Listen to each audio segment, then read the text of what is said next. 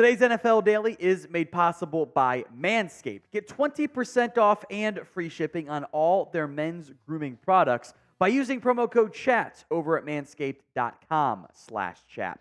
Today, we break down Peter Schrager's 2024 NFL mock draft. He's got some pretty good sources. I think there are some things to glean from it. But if you are hyped in general for the 2024 NFL draft, like I think everybody watching should be, then like today's video right now. Let's go pick by pick, spending some time on others than some. Caleb Williams, number 1 overall. Going to happen. Number 2, Jayden Daniels to the Commanders. I think there is a chance this ends up being Drake Maye, long shot JJ McCarthy, but Daniels has been the very popular pick as of late. Number 3 is Drake Maye, the UNC quarterback. I agree with Peter Schrager. I don't think they're going to trade down. I think the Patriots, when ownership says he wants a new quarterback, you get ownership a new quarterback more often than not. And I actually think Drake Maye is a better prospect than Jayden Daniels. At number 4, Arizona trades the pick in this mock draft. Credit to Peter for putting in the trade idea and not just saying they traded it. I hate when outlets do that. A 6th, a 3rd, and a future 2nd. So a decent package to the Giants to trade up, prevent Minnesota, maybe Denver, maybe Las Vegas from taking JJ McCarthy. That is the pick here at number 4 overall. I don't think the Giants believe that much in Daniel Jones. If they do believe in JJ McCarthy, the contract becomes a sunk cost. And you eat it with DJ, and you hope that McCarthy can get this franchise back on track. I think somebody trades up for a quarterback this year. Maybe not to 4. Maybe it's 5. Maybe it ends up no one trades up and they stay at 6. Possible there. Who trades up for a quarterback, if anyone, this year? Sound off in the comments. Number 5, Marvin Harrison Jr. from Ohio State goes to play for Michigan's Jim Harbaugh at LA or in LA. It just makes sense as far as I'm concerned. This is the number 1 receiver, number 1 guy for me to a team that needs another receiver. Rome Odunze is the pick here over Malik Nabers at number 6 to Arizona. Dunze's bigger than Nabers is. Also a great athlete, not quite as explosive as Nabers is, although few are. The most popular pick, if he's there at number 7, is Joe Alt. Where Tennessee goes, if Alt goes like 5, I'm not too sure. Dallas Turner, also a popular pick here to the Atlanta Falcons.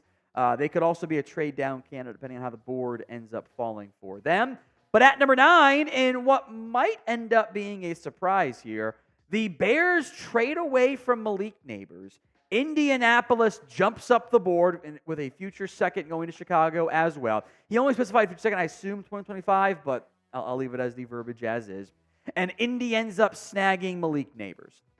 I think that'd be a home run pick for Indy. Nabers is my number 2 player in this year's class. I think he is indeed that good. So pick a wide receiver 1. Who is your top guy at receiver this year? MHJ for Marvin Harrison Jr., MN for Malik Nabers, or RO for Rome Odunze. Brock Bowers, the Jets, at number 10. I think this is a very possible outcome. I think offensive line also makes sense for New York. So Minnesota at 11 does not take a quarterback. Instead, it's the 2nd defensive player taken this year, Terrion Arnold, out of Alabama. I do think corners needed in Minnesota, and Arnold, I think, has a chance to be the 1st or 2nd, maybe, defensive player taken this year. Denver, number 12. And if the medicals check out for Latu, I think that makes a lot of sense for Denver. They could use some help here. Schrager did mention maybe taking a quarterback, but the vibe I get there from Schrager is maybe Denver isn't really, really in love. But I think quarterback is in play here at 11 if the Vikings are still there. 10 for Denver, or 12 for Denver. 13 for the Raiders, Olu Fashanu out of Penn State. I guess you're going to flip him to the right side, but I think that's doable. What almost makes the most sense for these teams here is Fashanu goes 14 to the Saints, and Talise Fuaga goes 13. The Raiders said it's flipped here, which is fine. These are both great offensive tackle prospects, filling needs, getting impact players on the offensive line in a very, very strong offensive line class. Call them what you want, knee knockers, golden nuggets, thigh slappers, etc. Our friends over at Manscaped refer to them as the boys. I have a 2.5-year-old daughter. I also am responsible for the 2 boys below my waist. When your little guys have more hair than they need, trust Manscaped for all your grooming dreams. Boys need love too. So join the 10 million men worldwide who trust Manscaped by going to manscaped.com/chat and using promo code chat for 20% off, as the boys are back in town thanks to the entire family of the lawnmower. The Lawnmower 3.0 Plus, the 4.0 Pro, and the 5.0 Ultra. Yeah, the skin-safe technology is fantastic, by the way. Absolutely a strong selling point for Manscaped. By the way, the trimmers also come with a travel case, even a travel lock feature, just to avoid any accidental powering and or weird looks at the airport if that ends up happening. Thankfully, has never happened to me. Get 20% off and free shipping with code chat over at manscaped.com/chat. That's 20% off and free shipping with code chat over at manscaped.com/chat.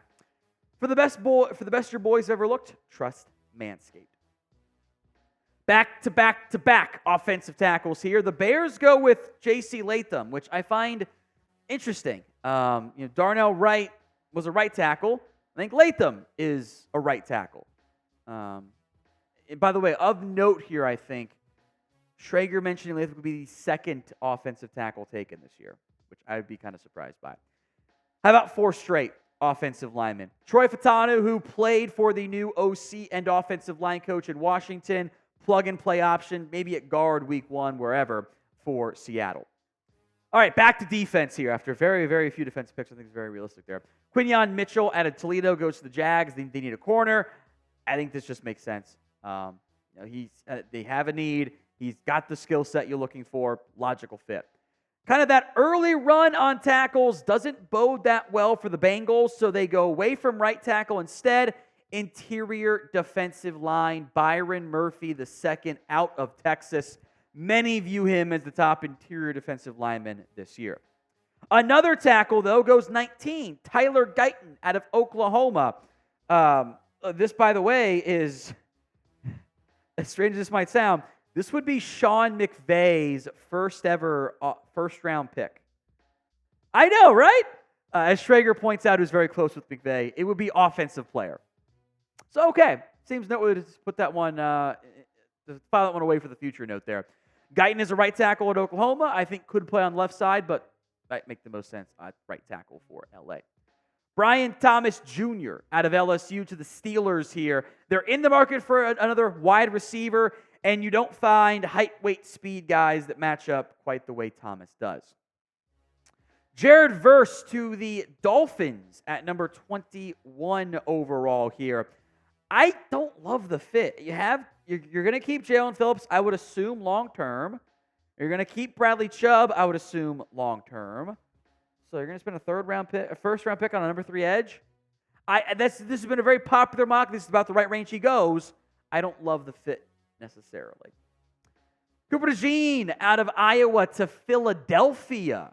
Eagles are in the market for cornerback help. DeJean's a fantastic athlete. It's a question of, do teams view him as a safety or a corner? The safety, Eagles aren't going to take him. They don't value the position highly enough. If it's a corner, they absolutely could. Minnesota takes a quarterback at number 23 overall. That is Bo Nix. Now, I am very intrigued by Schrager in particular putting Bo Nix in this draft over Michael Penix. Schrager has been a big proponent of Michael Penix, spent a lot of time hyping him up around the NFL Combine. He does not have Penix in round 1. He put Nix in here while acknowledging that he might not go in the first round, period. Interesting. So pick a QB. BN for Bo Nix, MP for Michael Penix. I would rather have Penix. Who would you rather have? Sound off in the comments section. 24, Xavier Worthy to the Dallas Cowboys. It's a luxury pick for Dallas, who might not be able to afford such a luxury given their needs on the offensive line and the 2 players that immediately went off the board next. Amarius Mims out of Georgia. I love him.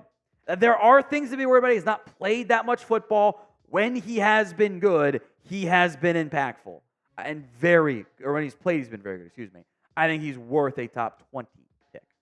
Graham Barton, who was also a pre-draft visit, by the way, for the Dallas Cowboys. This is a player who I think can play left guard or center in the NFL, played tackle at Duke and center as well. Maybe you try him at tackle first with the Bucs lineup, probably going to play him on the interior. I would love that pick for Tampa. I do think Darius Robinson is a good fit for what the Cardinals are looking to do at pass rusher. Now, I don't know if he's an edge or a DT. He was better playing edge this year, but his overall body of work, the athletic profile, the size, fits better at defensive tackle. Gives me tweener concerns, but he'll probably finish around top 40 because as I begin to stack and rank everything, I realize I don't have very many second-round grades this season. That's a thin group for me for whatever reason. So don't miss any of our NFL draft coverage here at Chat Sports. We'll be live for it. Don't miss out. Hit that sub button, youtube.com/chatsportstv. A.D. Mitchell out of Texas. Look, there are some things to be concerned about in terms of he just kind of takes some plays off. But again, it's the height, weight, size, speed thing. It's really impressive. And the Bills need a potential number one wide receiver. As I've said before for Zach Frazier, and as Schrager himself said, there's no more Dan Campbell player in this year's class than Frazier. It absolutely has that dog in him. I crawled off the field with a broken leg against Baylor and was running and training 9 weeks later, which is unbelievable to me. I don't know how big of a need interior offensive line is, as long as Frank Ragnow is going to keep playing, but it's a logical, coach-player play style connection. Ravens take Kool-Aid McKinstry. Ravens do love their SEC picks in round one. That's been a very common thing in recent years. And I do think Kool-Aid's worth a first-round pick. 31 is interesting. Ladd McConkey, who I think if he doesn't go round one, he ain't going to get out of the top 50. I think there are too many teams, Carolina, Cincinnati, early in round two, that are perfect fits for him. If you're taking McConkey, though, at 31, tells me the Niners are going to trade Ayuk or Debo. You don't need all three of those guys. So that's very interesting to me. But a surprise, Jalen Polk at number 32, who is a personal favorite in his own words of Peter Schrager. Chiefs could use some wide receiver help. I don't know, especially with Rashee Rice now having legal issues, which was already a need before that. I don't know if Polk's really going to sneak into round one. But I do think he should go top 50-ish. He's got a second-round grade from me, just like McConkey does. And Frazier, too. Who was left out of the Peter Schrager NFL mock draft? No wrong answers. I want to hear your opinion in the comment section right now. Some names I will mention as, hey, maybe monitor. Chop Robinson, the kind of thing is to be best as a 3-4, stand-up outside linebacker, pass rusher type. Could easily go top 25 maybe. Nate Wiggins, corners didn't go very early, so I get that. Jackson Powers-Johnson, medical concerns abound there. I remain a big fan of Johnny Newton. I was a big fan of Brian Branch last year. He didn't go round one, and the NFL looked stupid. Maybe something similar happens again this year. Also, how funny would it be if the Lions got him too? Also, Jordan Morgan, Roger Rosengarten, some of the potential later sneaky round one picks on the offensive line.